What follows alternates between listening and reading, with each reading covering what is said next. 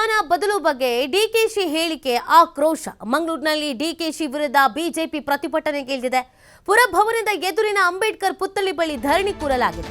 BJP ನಾಯಕರಿಂದ ಅಂಬೇಡ್ಕರ್ ಪ್ರತಿಮೆಗೆ ಮಾಲಾರ್ಪಣೆ ಮಾಡಲಾಗಿದೆ.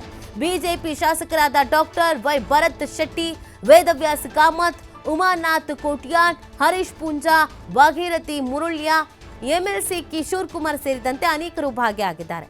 ಡಿಕೆಶಿ ಸರ್ಕಾರದ ವಿರುದ್ಧ ಧಿಕ್ಕಾರ ಕೂಗಿ ಆಕ್ರೋಶವನ್ನ ವ್ಯಕ್ತಪಡಿಸಲಾಗ್ತಾ ಇದೆ. ಬಿಜೆಪಿ ನಾಯಕರಿಂದ ಅಂಬೇಡ್ಕರ್ ಪ್ರತಿಮೆಗೆ ಮಾಲಾರ್ಪಣೆ ಮಾಡಿ ಈ ಒಂದು ಪ್ರತಿಭಟನೆಯನ್ನ ನಡೆಸಲಾಗ್ತಾ ಇದೆ. ಡಿಕೆ ಶಿವಕುಮಾರ್ ಅವರು ನೀಡಿದಂತ ಒಂದು ಸ್ಟೇಟ್ಮೆಂಟ್ ಈಗ ಸಾಕಷ್ಟು ಆಕ್ರೋಶಕ್ಕೆ ಕಾರಣವಾಗ್ತಾ ಇದೆ. ಇತ್ತೀಚೆಗೆ ಡಿಕೆ ಶಿವಕುಮಾರ್ ಅವರ ಪ್ರತಿಯೊಂದು ಸ್ಟೇಟ್ಮೆಂಟ್ಗಳು ಕೂಡ ಯಾರೋ ಒಬ್ಬರನ್ನ ಅಥವಾ ಯಾವುದೋ ಒಂದು ವಿಚಾರವನ್ನ ಕೆಣಕುವ ಕೆಲಸಕ್ಕೆ ಕೈ ಹಾಕೋ ತರ ಕಾಣಿಸ್ತಾ ಇದೆ. ಸೊ ಸಂವಿಧಾನದ ವಿಚಾರದಲ್ಲೂ ಕೂಡ ಡಿಕೆ ಶಿವಕುಮಾರ್ ಅವರ ಹೇಳಿಕೆ ಇದೀಗ ಆಕ್ರೋಶಕ್ಕೆ ಕಾರಣವಾಗ್ತಾ ಇದೆ. ಡಿಕೆ ಶಿವಕುಮಾರ್ ಅವರು ಮಾಧ್ಯಮದ ಮೂಲಕ ಒಂದು ಹೇಳಿಕೆಯನ್ನು ಕೊಟ್ಟಿದ್ದಾರೆ. ಇವತ್ತು ಮೊನ್ನೆ ಅಲ್ಪಸಂಖ್ಯಾತರಿಗೆ 4% ಮೀಸಲಾತಿಯನ್ನು ನಾವು ಕೊಟ್ಟಿದ್ದೇವೆ. ಅದನ್ನು ಕೆಲವು ಕೇಳಿಕೊಂಡು ಕೆಲವು ಕೋರ್ಟ್ಗೆ ಹೋಗುತ್ತಾರೆ.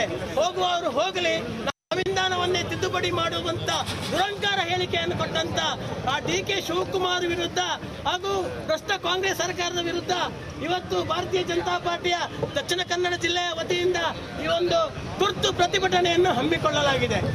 ಈ ಒಂದು ಪ್ರತಿಭಟನೆಯಲ್ಲಿ ನಮ್ಮ ಭಾರತೀಯ ಜನತಾ ಪಾರ್ಟಿಯ ಜಿಲ್ಲಾಧ್ಯಕ್ಷರಾದ ಗೌರವಾನ್ವಿತರಾದಂತ ಸತೀಶ್ ಕುಂಪಲರ್ ಅವರು ಈ ಒಂದು ಪ್ರತಿಭಟನೆಯಲ್ಲಿ ಸಂವಿಧಾನವನ್ನೇ ಬದಲಾಯಿಸಬೇಕು ಅಂತೇಳಿ ಇಷ್ಟು ವರ್ಷ 75-76 ವರ್ಷದವರೆಗೆ ಇವತ್ತು ನಮ್ಮ ದೇಶದ ಯುದ್ಧ ಹಿಡಿದು ದೇಶದ ಹಣವನ್ನೆಲ್ಲ ಲೂಟಿ ಹೊಡೆದು ಬಡವರಿಗೆ ನಾವೆಲ್ಲ ಹಂಚುತ್ತಿದ್ದೇವೆ. ನಾವು ಬಡವರ ಬಂಧು, ನಾವು ಬಡವರಿಗಾಗಿ ನಮ್ಮ ಪಕ್ಷ ಇರುವಂತದಂತೆ ಹೇಳುವಂತ ಈ ಕಾಂಗ್ರೆಸ್ಸಿನ ನಾಯಕರು ಇವತ್ತು ನಮ್ಮೆಲ್ಲರ ದಲಿತ ಏನು ಸಮುದಾಯವನ್ನು ಅವರು ದಲಿತರಾಗಿ ಉಳಿದಿದ್ದಾರೆ.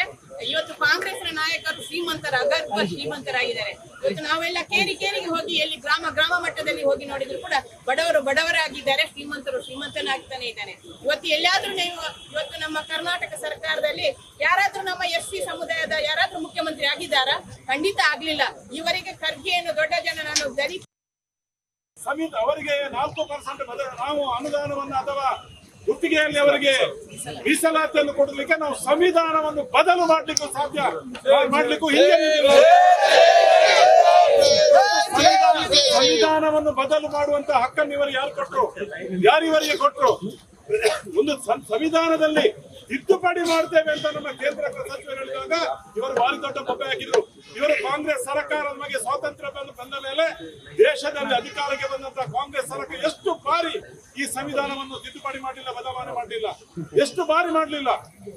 108 ಬಾರಿ ಬದಲಾವಣೆಗಳನ್ನು ಮಾಡಿ ಯಾವುದೇ ಈ ಒಂದು ಸಂವಿಧಾನದಲ್ಲಿ ಧರ್ಮದ ಆಧಾರಿತವಾಗಿ ಮೀಸಲಾತಿಯನ್ನು ಕೊಡ್ಲಿಕ್ಕೆ ಬರಲ್ಲ, ಕೊಡಬಾರ್ದು. ಇದಕ್ಕೆ ಬಾಬಾ ಸಾಹೇಬ್ ಅಂಬೇಡ್ಕರ್ ಆಗಿ ನಾನು ವಿರೋಧ ಮಾಡ್ತೇನೆ ಅಂತ ಹೇಳುವಂತದನ್ನ ಬಾಬಾ ಸಾಹೇಬ್ ಅಂಬೇಡ್ಕರ್ ಅವರು ಹೇಳ್ತಾರೆ. ಆದ್ರೆ ಅವತ್ತು ಬಾಬಾ ಸಾಹೇಬ್ ಅಂಬೇಡ್ಕರ್ ಹೇಳಿದ್ದನ್ನ ಇವತ್ತು ನೀವು ಅಲ್ಪಸಂಖ್ಯಾತರು ಅಂತೇಳಿ ಮುಸಲ್ಮಾನರಿಗೆ 4% ಮೀಸಲಾತಿ ಕೊಡ್ಲಿಕ್ಕೆ ಬಾಬಾ ಸಾಹೇಬ್ ಅಂಬೇಡ್ಕರ್ ಅವರು ಹೇಳಿದಂತ ಮಾತನ್ನ ಕೊಟ್ಟಂತ ಸಂವಿಧಾನವನ್ನ ತಿದ್ದಿ ಅವರಿಗೆ ಅನ್ಯಾಯವನ್ನ ಮಾಡ್ತೀರಿ, ಆ ಸಮುದಾಯದವರಿಗೆ ಅನ್ಯಾಯವನ್ನ ಮಾಡ್ತೀರಿ. ಇವತ್ತು ನಾನು ಒಂದು ಮಾತನ್ನ ಈ ಸಂದರ್ಭದಲ್ಲಿ ಹೇಳಲಿಕ್ಕೆ ಬಯಸ್ತಾ ಇದ್ದೇನೆ. ಡಿಕೆ ಶಿವಕುಮಾರ್ ಅವರೇ, ನೀವು ನಿಮ್ಮಂತ 100,000 ಸಾವಿರಾರು ಜನರು ಬಂದ್ರು ಕೂಡ ಆ ಸಂವಿಧಾನ